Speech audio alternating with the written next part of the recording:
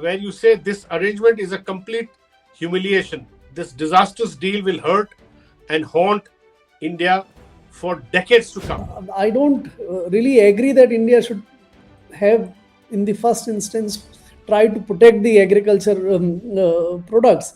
But having taken a position, now you are sort of forced to virtually give up on all of them in return for nothing. That yes, we have agreed to stop purchases of oil from Russia. Second, yes, we have agreed to the monitoring arrangement which you have made, because the monitoring arrangement would require India to sort of submit the details of what purchases it is doing from where. So this would be a height of kind of a country monitoring the other country, that where what kind of oil you purchase, what kind of refined products, because it says directly or indirectly. It's So you're not. saying this is a serious violation of our sovereign autonomy, right? Of course, this is, as I would put it this way, that it's literally Namaste India of Trump making India Natmastak. We are living in Trumpian times when sort of historical precedents don't count. In this deal so far, I haven't seen even a single new access. So that is, I think we must understand from that point. So this reciprocal is a thuggery. It's a dacoity which he is trying to do over and above everything. So no access, no reduction of the main duty which were there, and then on top of it you pay 18%. Hello and welcome to this special discussion on the wire on the Indo-US trade arrangement. I would call it arrangement because it's a framework for an interim trade agreement. Now we have a long way to go. It's a framework for an interim trade agreement. Then there will be a full trade agreement, and we already, within a few days of this framework for an interim trade agreement being announced, there are already so many new factors or unknowables, new factors which have announced by the United States, which seem to have already put spokes in the wheels. It's a very complex arrangement, and because it is complex, we thought it'll be best to invite somebody who, a senior retired government official who has dealt with bilateral deals while being within the government, and who would be in the best position to explain to us as to what's going on. So that's why we decided to call Mr. Subhash Chandra Garg, former finance secretary, who retired from the Modi government in 2019, has worked within the Modi government, has understood, has also dealt with many such sensitive economic policy issues, which also include dealing with agreements with foreign countries, economic trade agreements. So welcome to our show, Mr. Subhash Chandra Garg. Thank you, Venu. Before I start, I must also tell our audience that Mr. Garg has, after retiring from the government in 2019, he has produced two fascinating books. The more recent one was last year, which is called No Minister, and this book gives the reader a fascinating account of how the inner workings of the government, especially the economic policy, and he was right at the center of it, making budgets, making policies as finance secretary. So Mr. Garg, so we welcome to the show, and we want you to talk about this Indo-US trade arrangement. So I'll straight off, Mr. Garg, I'll start with the opening question. I read your article today in Deccan Herald on the Indo-US this trade interim trade agreement, and I was struck by your conclusion, where you say this arrangement is a complete humiliation. This disastrous deal will hurt and haunt India for decades to come. Please tell us why you have reached this conclusion. See, this is one of a time. It's a kind of historical kind of moment when you're doing this kind of deal. It upturns the arrangements which have been in place for many decades. That's Yeah, why I say this will have implications for many decades to come. Look yeah, at one first factor. For last 75, 80 years post World War II, the trading arrangement has been that the developing countries, the low income countries would have a favorable trade arrangement. So they will be able to export at zero or very low sort of tariffs to the developed countries, industrialized countries, and yeah. industrialized countries would, in a way, to make the developing countries protect their markets from an unfair kind of competition, would be able Mhm. to levy higher tariffs. Yeah, Now, yeah. this arrangement, or after Trump has done it for the rest of the world as well. India Mhm. is not in a way singled out, but this arrangement, because India is a developing country, unlike Germany or EU or Yeah. Japan for Or that Japan, matter. or Japan. Mhm. Yeah, for that matter. And so the hallmark of this deal is that America would be able to export almost every product to India at zero duty, Yeah. whereas India would pay 18% duty on most of the products which imports.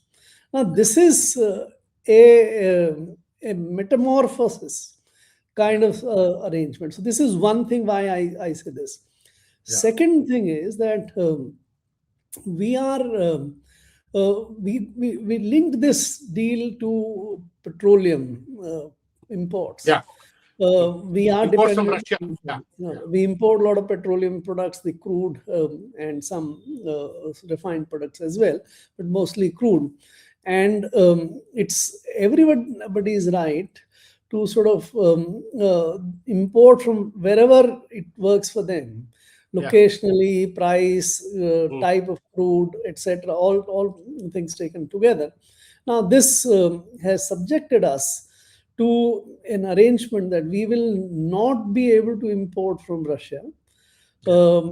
And not only that, so the 25% additional, very unreasonable levy which he had laid for India importing from Russia is now being waived, subject to a monitoring arrangement. Now, Mhm. sovereigns being subject to such monitoring arrangements, like Unprecedented. it's Mm. unprecedented. So Yeah. these are the two big features, but there are many, many more. Yeah. Yeah. For Yeah. example, agricultural goods. India, I don't really agree that India should have, in the first instance, try to protect the agriculture products. But Mm. having taken a position, now Mhm. you are sort of forced to virtually give up on all of them Mm. in return for nothing. So, Okay. what is your true gain? The only gain is, and you do a deal at a time when these reciprocal tariffs are going to be declared illegal, unlawful. So, Yeah. the timing is completely. So, all these factors made me see that this is a capitulation. This is Mhm. unprecedented. Yeah. This kind of deal is humiliating. Okay. So, Mr. Garg, now let's come down to. So, you feel that this is highly unfair and one-sided deal. Now, you have been in the government, Mr. Garg, and you know how deals are negotiated. Now, in the last 24 hours, we have seen this very unseemly spectacle of the commerce minister when asked, "What is the would India?" Uh, the critical question, which is I call it the elephant in the room. Uh, if India imports from Russia, crude from Russia, will has India already given a commitment to Trump that we will not import crude from Russia? And when asked uh, if we do import from Russia, there is a separate order, executive order, where the U.S. government is saying that the 25% penalty tariff would be restored. Now, to this question, the Commerce Minister's reply was that he was not aware. He said he said this was not part of the trade deal. For this, you have to ask the External Affairs Minister. Now, when the External Affairs Minister was asked by journalists, as in the External Affairs Ministry spokesperson, he merely said that India will do the right thing. As a result, after 2-3 days of the announcement of this arrangement, we are still in the dark as to what is our India's position vis-a-vis imports of crude from Russia. How do you see this? Have you, in your tenure in the government, have you seen a situation like this where one cabinet minister is saying he doesn't know what the position is, Indian government's position is? Please go and ask the Ministry of External Affairs. Ministry of External Affairs then says that they will do the right thing. Tell me, who is supposed to clarify this? I just want your frank, candid. This is a mockery of collective responsibility which the cabinet system governs. This is mockery, nothing less than that. And for a matter which is so critical, clearly told in number of communications by Trump. Yeah. So begin with that second February tweet, where he said Prime Minister Modi has agreed for this not to stop buying Russian oil. And that tweet was after a few hours was celebrated by the Prime Minister's own tweet, which said that I welcome this deal on behalf of 140 crore people. And he wanted to thank Trump, his friend Trump, for doing this. So anyone who sort of tries to wriggle out that this is not the arrangement which he negotiated, so is trying to make literally a fool of the nation and of himself, if I may put it that way. Unfortunately, it seems now that as far as the petroleum arrangement is concerned, Commerce Ministry or which actually did this deal, my understanding is very clear that the final deal which has been done with President Trump is the Commerce Ministry's work. And at some stage, Foreign Ministry got out of this that, all right, you negotiate, you do it. Or Mr. Goel wanted to take the credit that he has finally got a deal done with the US. And therefore, the Foreign Ministry, which was earlier very much into this game, was sort of disassociated. So he is trying to communicate that I have not done the petroleum part. For petroleum part, you ask the External Affairs Ministry. That is the message which is being ungainly message, which is being sort of put on. Look at the kind of statement which Vikram Misri finally came out with that. That 600-word statement, if you read, he was supposed to clarify 3 questions clearly. One, the External Affairs Ministry spokesperson, right? Yeah, that's correct. He's the Foreign Secretary. He was asked to clarify whether India has agreed to stop purchases of petroleum products from Russia. Second, he was to provide a clarity on whether it has agreed for the monitoring arrangement. And third, he was to clarify that how much you have agreed to purchase from America in terms of the crude oil. So these were the 3 questions. And you read those 600 words. He has gone total in a roundabout manner. There's so much of whiteaboutery about the whole thing. And he has not responded to these 3 straight questions. Right? The answers of which are absolutely clear. But he is not in a position, he is not interested to sort of put a clear yes or no to these questions. To my mind, the answer to these questions is all yes. That yes, we have agreed to stop purchases of oil from Russia. Second, yes, we have agreed to the monitoring arrangement which you have made, because the monitoring arrangement would require India to sort of submit the details of what purchases it is doing from where. So this would be a height of kind of a country monitoring the other country, that where what kind of oil you purchase, what kind of refined products, because it says directly or indirectly. So It's not. you're saying this is a serious violation of our sovereign autonomy, right? Of course, this is, as I would put it this way, that it's literally Namaste India of Trump making India Natmastak Natmastak. before America. Okay. So, Mr. Garg, there's another googly which has come again in the last 12 hours. If you recall, the Commerce Minister also claimed after Mr. Modi tweeted great things about the deal arrangement, Commerce Minister tweeted that India has got a much better deal than other developing countries, other peers. Obviously, Malaysia, Indonesia, and others are paying slightly 1 or 2% higher than 18% that has been put on India. But Bangladesh, Trump has now suddenly worked out a new arrangement with Bangladesh, where Bangladesh will be importing cotton from America and use those inputs to export cotton garments to back to the US, and they've got virtually zero duty in textiles. So India, as a result, completely loses its advantage in textile and garments, which is a very labor-intensive industry, and that was one of the things celebrated by the government after the trade arrangement, that now textiles and garments will be able to sell to US. But Bangladesh has got much reduced duty, in fact, close to zero, under a new arrangement. So do you think that whatever you do with Trump, we cannot trust that it'll be permanent, even if in part there are some good things.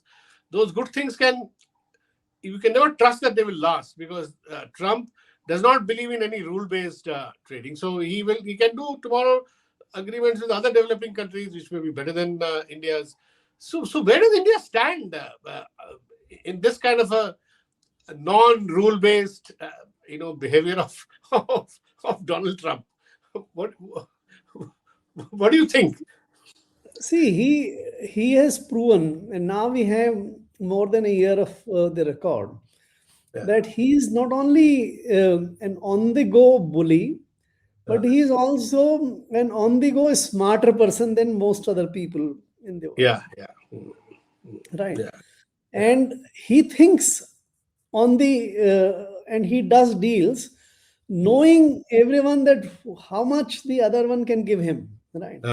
So this is, and we are, on the other hand, our negotiators are counting pennies. They are hair splitting. Somebody arguing, a commerce minister level person, they have 19%, we have 18%. So we have 1% less we have. Enormous advantage.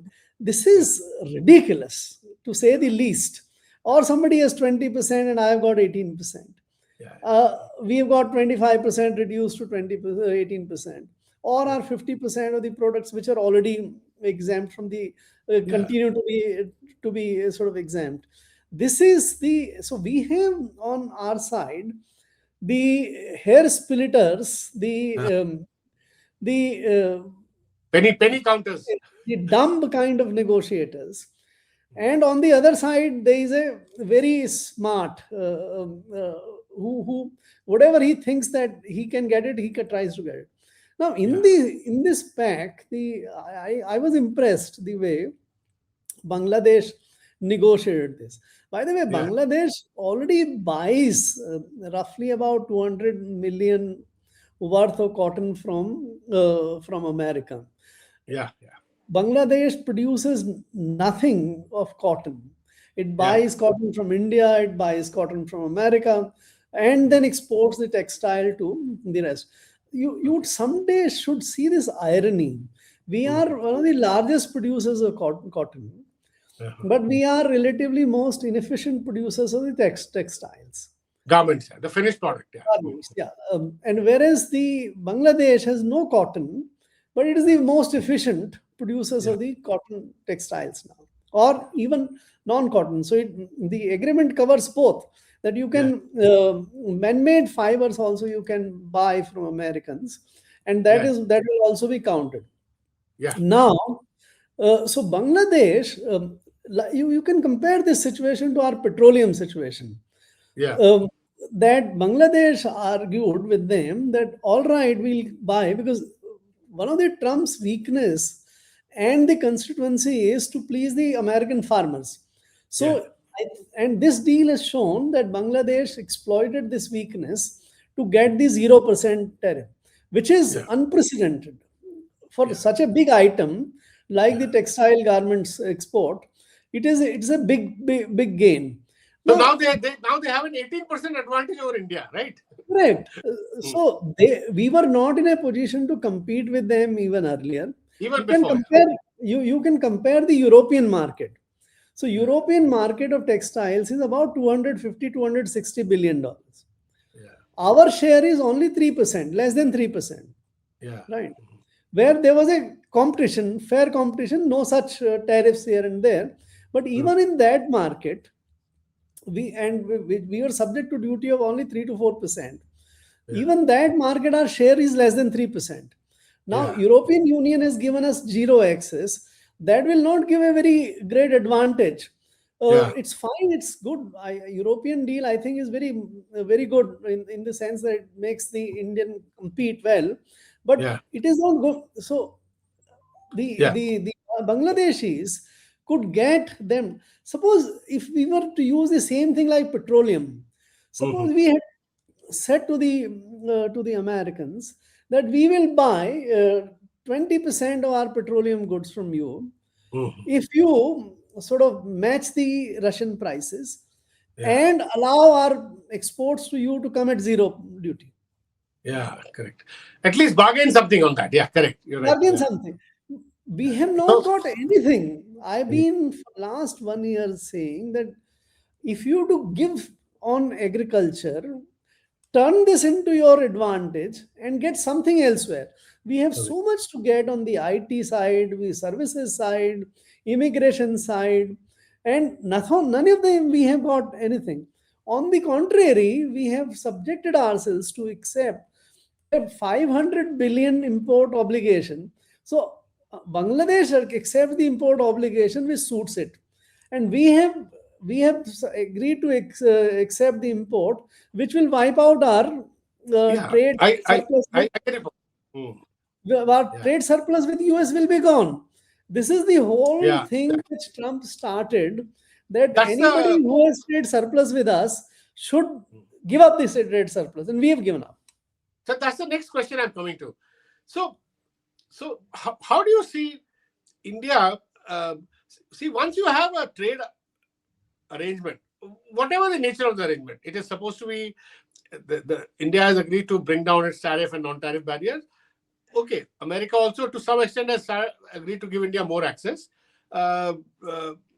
in terms of whatever the Trump's idea of whatever open trade is. Within that, we're getting more access.